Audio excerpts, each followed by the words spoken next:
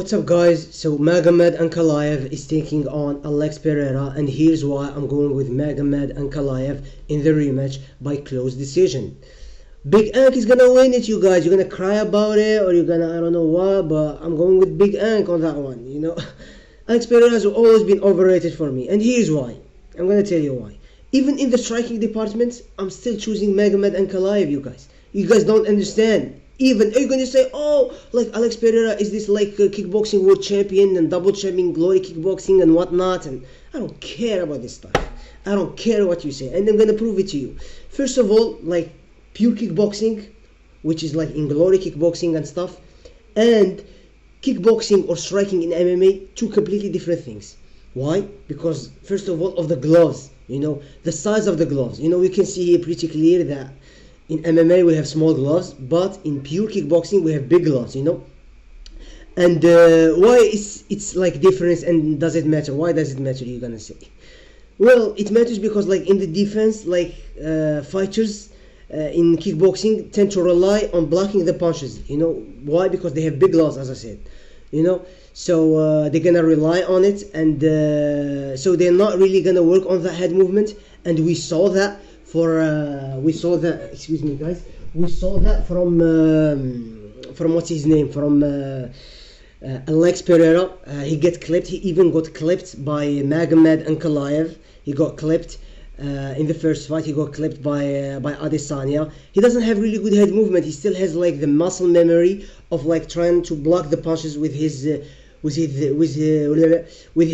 fists, So and he doesn't have really good like footwork to evade the punches. So that's why, like, even in the kickboxing department, I'm still choosing Ankalaev. Plus Ankalaev is faster than him, has better boxing, and even has like a longer leg reach. The only thing, or I should say, like the only two things that Pereira has over Ankalaev is the reach in the hands.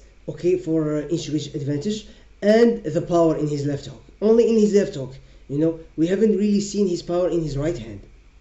So that's why I'm going with Ankalaev in the striking. Now, on to the wrestling and grappling department. I'm still going with Ankalaev. Now, granted, not like the first time, because the first time I thought that Ankalaev is gonna like run over Pereira in the wrestling department. It happened when?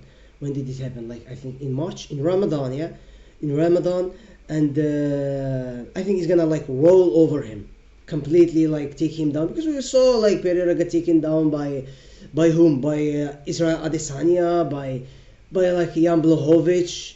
Everyone tried to exploit that weakness of his, but he worked on it. Good for him. He defended every single takedown, I believe, against Ankalaev. And he really did his homework, as they say, So yeah, that's why I'm going with. But the problem here, even if he like defends all the takedowns, and Ankalaev still has like the advantage, in just by holding him against the cage, because that counts as control time. So that's why I'm going with. We saw like Merab Dvalishvili win exactly just like that, not even taking Jose Aldo once over the course of 3 rounds. Just like winning like this by having control time, and everybody was furious about it. But it's the game, it's the game. It's the name of the game. You have to play by it, So even like Rainier de Ridder just lately against Robert Whittaker, yeah, he took him down a couple of times, but I believe the last 2 rounds he couldn't take him down, and he was just holding him against the fence. It's your problem, Anderson. From a part, it's your problem to like pummel, get the underhooks in, and turn him to the side of the cage and like separate. So that's why I think everything is gonna like be a compound effect and have Ankalaev win by close decision. Similarly to the first fight, So yeah, I'm going with Ankalaev by close decision, or just don't. You're gonna say it's crazy take, but I believe like Pereira also said, okay, we know he can knock him out. He can knock Ankalaev out. but he can really also submit him by what? Trust me, by guillotine. We saw him go for the guillotine against Jan Blachowicz. We saw him go for the guillotine against Yuri Prohaska. So if Ankalaev comes in and like really underestimates the grappling and the submission game of Pereira and tries to go for the double leg in a sloppy way and leaves his neck open and puts his head on the outside, he can get caught in a guillotine, you know. Yeah, I really do believe that. It's a crazy take, but it can happen. So, but probably either Pereira by knockout, or like what I'm gonna probably bet my money on is Magomed Ankalaev by close decision.